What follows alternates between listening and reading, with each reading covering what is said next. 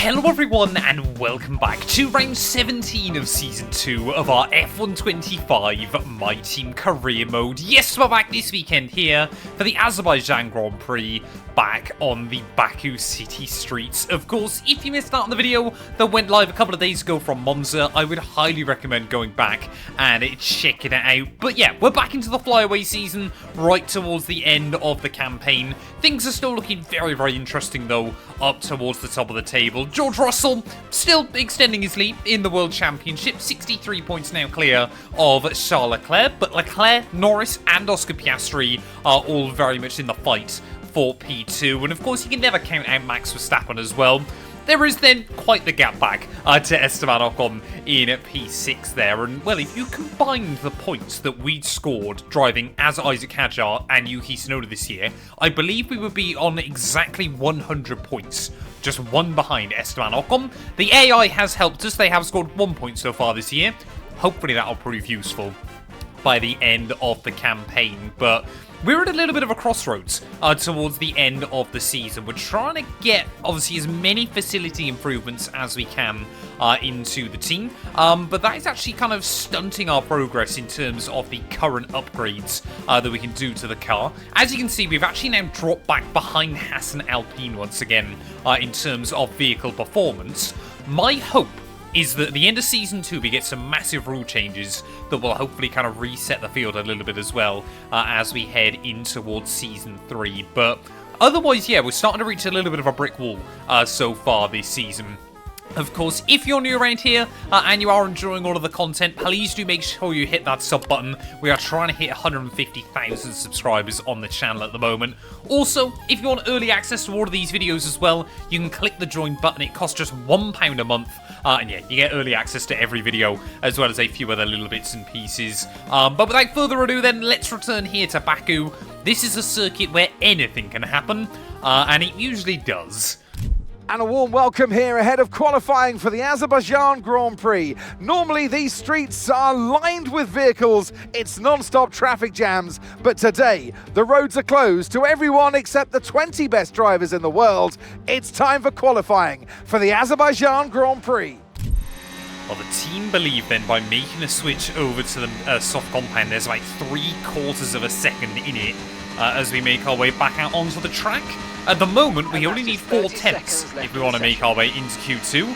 But I would expect Isaac to improve. I would expect people like Lance Stroll to improve as well, as I've just given, I think, as Antonelli a big slipstream on the run back towards the line. Doesn't help him, though, up the order. So maybe it was the other Haas car then, as we're going to see plenty of time stop and change then on this second run. A little bit worried. I don't know which Aston Martin that is up the road, but hopefully they get out of the way. Just trying to be really careful so far on this lap that we don't take too much out of the tyres. But yeah, certainly at the moment, only 3/10 up then, so this is no guarantee, especially as we don't know how much some of the AI have improved. There is all just grazing the wall as we make our way down the hill. But surely, just as we start seeing a couple of teams making some upgrades on their cars, we're not going to immediately go out in Q1 here as we try and just thread the car through the final chicane and use the battery on the run back up towards the line. Left in this session and we're in the drop zone. We need a quick lap or that's qualifying over for us. I'm really not convinced at the moment. This could be very nip and tuck as we make on the run towards the line. It's going to be a 38.8. We scrape by in P15. Well, there we are then, George Russell, a 136.3 there. That'll be a dream if we could get anywhere near that kind of lap. But Charles Leclerc just ahead of Oscar Piastri and Lando Norris. Good effort by Paul Aaron to go P14 there at the end of Q1. We don't often see him making it into Q2. But yeah, our teammate out in Q1, both kick Saubers, not really a surprise there. Andrea, Kimi, Antonelli, Pepe, Marti and Lance Stroll all out. We only made it through by 1/10 of a second. We're going to need to find a lot of time if we want to see Q3. Well, there is a big divide between your top 5 teams and the rest then. Still about half a second between George Russell and Liam Lawson, so I'm pretty certain even the Mercedes feels pretty safe here, unless Lawson can spring a bit of a surprise right towards the end of qualifying. We need to find about 2/100ths of a second if I want to try and get the jump on the Kiwi. And immediately finding 2/10ths of a second through turn 1 there.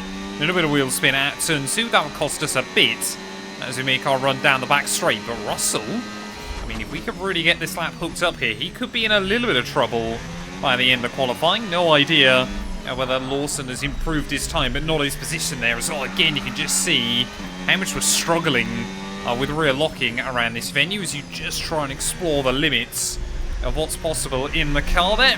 Really mounting that curve as well, grazing the wall, and it's not coming to us. I think we pushed pretty nicely on that first lap, kind of attacked sensibly and got everything we could out of the car. Then big send up through the castle, only opting for the one downshift and quite a lot of commitment.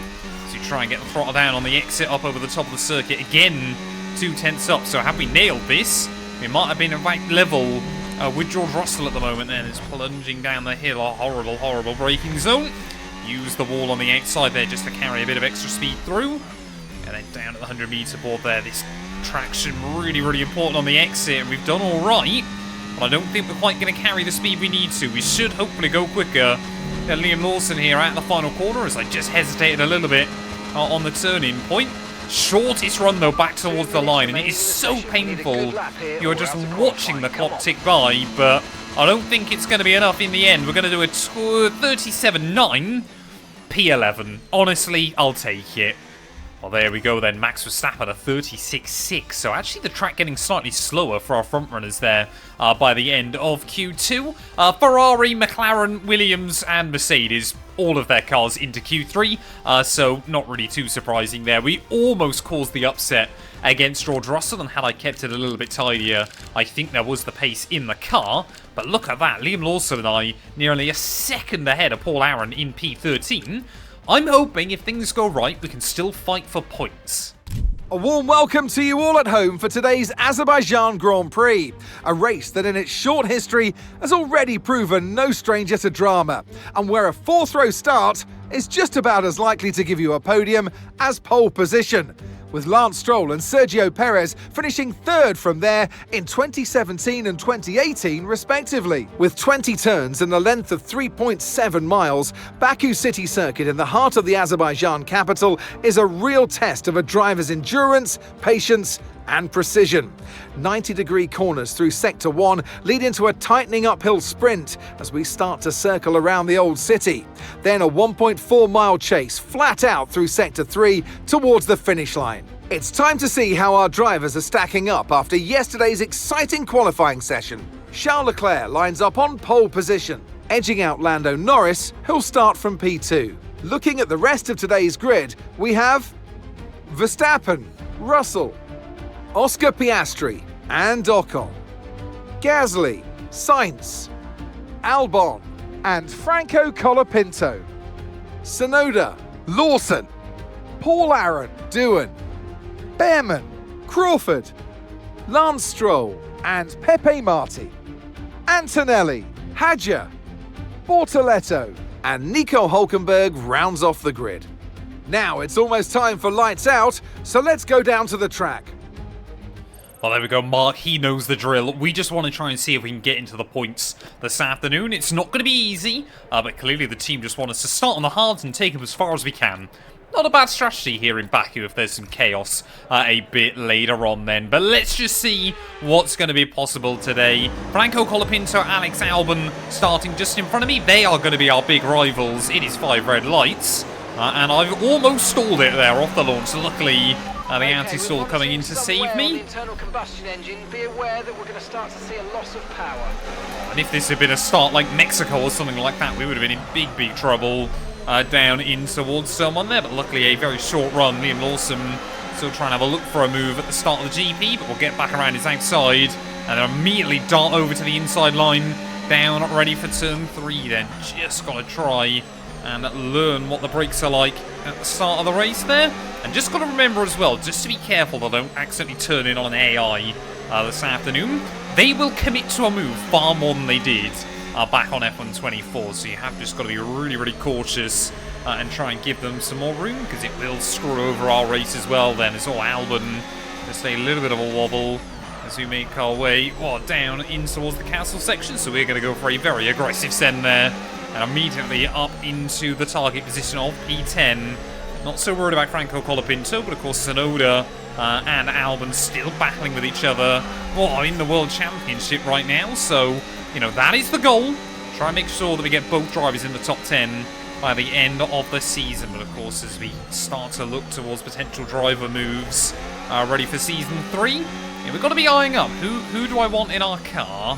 Well, I think this is clearly going to be somewhere where we lose a little bit of speed down the straight. Alex Albon will immediately say thank you very much. And annoyingly, both of us have already dropped out the range of Franco Colapinto just up in front. So DRS now has been enabled, so I'm hoping that even if we've let Albon by down in towards turn 1, that hopefully we can get back by him down in towards turn 3 there. A little bit of wheel spin as we try and get the power down. And you can see there's plenty of battles going on up in front. It's Albon feeling the pressure yet again then to the outside of the Williams.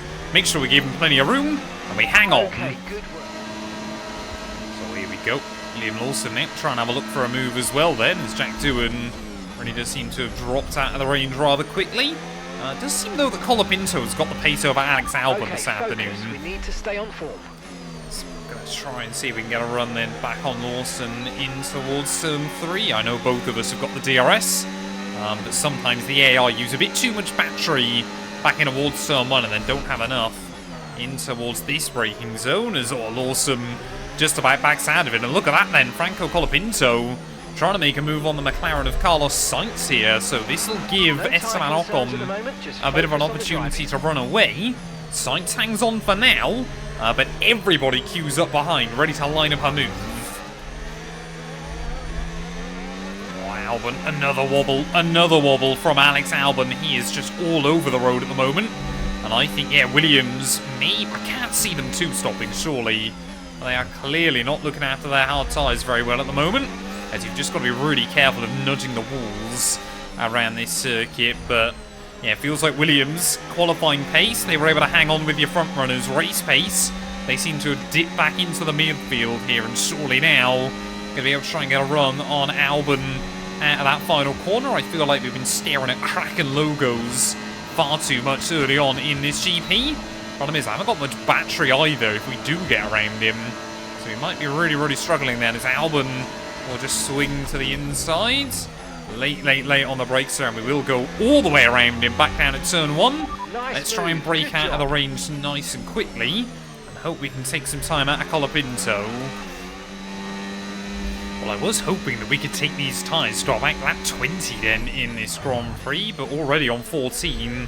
They're starting to get a little bit sketchy here. It's so easy just to start getting a little bit of wheel spin out of the front, but despite all that, out of the rear tyres. I don't know if you get wheel spin out of the front in a modern Formula 1 car, but anyway, trying to get the power down out of the final corner. Oscar Piastri now ahead of George Russell in this GP and is going to be within 1 second of me.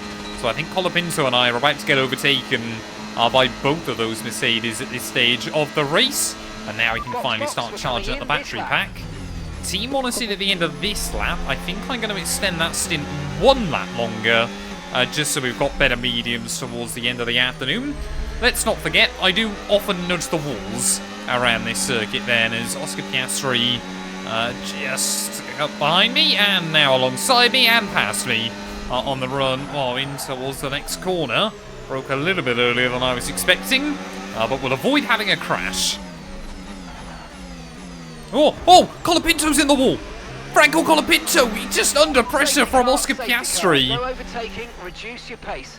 Keep your delta number positive as we form up. I don't think I've ever seen an incident like that inside F1 25 there. Franco Colapinto just locked up and went straight on down to the final corner, and well, that helps us out. Completely screws over Mercedes though in this race. I think it's also potentially damaged Ferrari, as they are now ahead of the safety car as they try and come back in. I think they should be alright. I think Ferrari will still be out of front of the field here, but yeah, I mean, it's so easy to make mistakes around this circuit, and clearly Franco Colapinto has just proven that. But a set of medium compound tyres then will see us through to the checkered flag, but I mean, that was just instantaneous. One moment he was running, he was defending from Oscar Piastri. The next moment he's in the wall and he's out of it. Okay, off we go, back into the race. Perfect job from you and the crew there, mate. We're delighted with that. As always, getting a warning there for crossing the pit lane exit because it's completely broken inside F1 25. But yeah, safety car then having to stay over on the left-hand side of the circuit. You can overtake it. Overtake the safety car. But there we go. Baku, as always, delivers the chaos. And now we've got to try and catch back up to the queue. Safety car in this lap. Well, this might have been one of the longest safety cars I think I've ever had inside F125. But as we are about to start lap 20 here, we're going to go green flag racing. Mercedes, they are in trouble. They did not bother pitting their cars again. And I believe our lead Ferrari as well didn't pit. So I don't know whether that's Norris or Leclerc. What I do know is they're in big, big trouble. Because when we do finally go green flag racing, they're going to need to stop again before the checkered flag. Can we try and time a run on Esteban Ocon back into towards turn 1? We almost nailed it. 5.4 seconds. And we'll still get down the inside there at that first corner, so immediately trying to make a move happen. And if those Mercedes end up really struggling, and maybe one of those Ferraris has got a pit as well, there might still be a slim chance for a podium today. There's definitely going to be an opportunity to try and pick up some big points before the end. But we have also got to do a good job of just staying out of trouble. As soon as I say that, as soon as I say it, we might get a red flag here. Yeah, there you go. Safety car's been deployed. Watch your delta. Make sure you keep it positive as we catch the pack. I got no idea what position we're going to be restarting from, but just nicked the inside wall. And well, I've saved Mercedes again towards the end of the GP. I have no idea where we're going to be restarting. It's essentially a free stop, so let's think very carefully about our strategy for the rest of this race. Well, we're going to have to bolt on a set of soft compound tyres then for the remaining 5 laps. Luckily, we are still inside the points. Sainz is on hards, those 5 red lights. And it's going to be lights out. And away we go then. Loads of drivers have actually opted for the hard compound tyres. Look at Ocon getting a run back down in towards someone then. My big goal still, make sure that we finish ahead of Alex Albon in this race. But surely, on 2-stage softer tyres, we can get these fired up. And we can try and make a couple of moves then. ERS mode in your MFD if you need to. Oh, craziness here in Baku, but it's what we've come to expect from this circuit. I mean, safety cars breed safety cars inside Formula 1 there as Sainz tried to have a look back around the outside, not able to make that one happen. I'm just going to have to be a little bit careful though, because these soft compound tyres, they will get quite worn out by the end of the stint if we're not careful with them. But Ferrari again then are bolted up the front. And like I said, I don't know which Ferrari hadn't pit, but whichever one it was, I have absolutely just saved in this Grand Prix then. Thought about a move down the inside of Ocon, but not into the castle. Well, looks like Alex Albon then has made a move on Carlos Sainz as well, just a little bit further behind me. So, yeah, Carlos Sainz really getting swallowed up by the midfield. Meanwhile, Pierre Gasly in that second McLaren car. I don't know whether McLaren have scored a podium this season. I feel like they must have done at some point. I just cannot quite remember where, and they really have had a good resurgence of form. Oh, Russell! How on earth did George Russell save that then? Up through the top of the circuit now. I don't know if he slapped the inside wall or just got way too early on the loud pedal, but that might mean now that Mercedes has potentially dropped out the DRS range of the cars in front of him as Russell all over the road, beginning to struggle towards the end. Oscar Piastri has dropped down into P5, so whatever happens, it is not looking like it is going to be a good day for the Mercedes team. But anyways, we try and make our way through the final couple of corners, trying to keep Albon out of that DRS range as best as I can. Haven't done a good enough job that time round. He's going to be 9/10 back as we head through the detection point. Leclerc, though, running away at the front of the order as here goes Esteban Ocon to the inside of George Russell. Back down in towards turn 1. These two almost locking wheels there down at the first corner as it looks like Sainz now dropping out of your top 10 entirely. As can we get a run off of turn 2 then? Are we going to be able to overtake a Mercedes in this Grand Prix as well? Leave him boxed up behind Esteban Ocon here. We're going to have to go to the inside of the Red Bull. Made it look so easy. 3 wide into the next corner and I've been turned. And we're out of it, out of nowhere. What on earth was that? I am lost for words at what has just happened there. I think it was Esteban Ocon. Don't know if we'll be able to get a better shot from the offboard here, but you can see we got a beautiful run down the back straight then. Got to the inside of Esteban, and I wonder if George Russell just turned in a little bit too early. No, Esteban. I mean, what's he doing? He's literally just turned in on me whilst we were on the inside of the corner. where does he expect me to go in that moment? We can't turn in. There's a wall on the inside line. And I mean, just look at that. Esteban Ocon, he's still trying to turn in. I think Russell, was Russell trying to turn in on the outside as well? Russell had given him room. So I got no idea what Esteban Ocon was trying to do there. And you can just see both of us get a run on the Frenchman. Ocon turns in, tips me around. We lose a wheel in being pushed into the wall. George Russell's basically going to be out of it as well. And chaos towards the end of the Azerbaijan Grand Prix. Nothing, or luckily Ocon has been completely screwed over as well in all of that. But you can see from our angle, we were down the inside. I feel like we had, enough of the car there to kind of warrant the room. We had fresher, softer tyres. We were down the inside. We were getting it stopped. But no. And it's all over. And Leclerc to the line, to the checkered flag. It's King Charles today. He wins. And it's always good, Crofty, to get that momentum on your side, and it's really good for your confidence as well. The more confident you are, the further that can take you.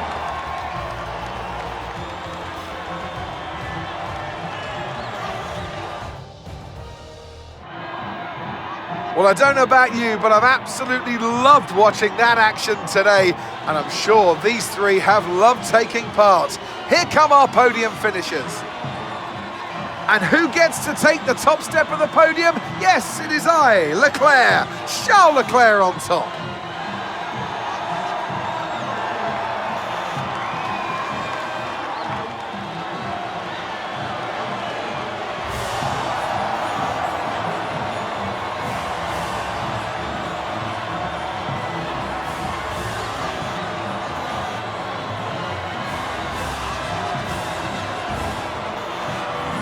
Well, there we are then. A dream day for Ferrari. Charles Leclerc takes the win just ahead of Lando Norris. Max Verstappen denied Pierre Gasly a podium today. The Dutchman will finish in P3 there.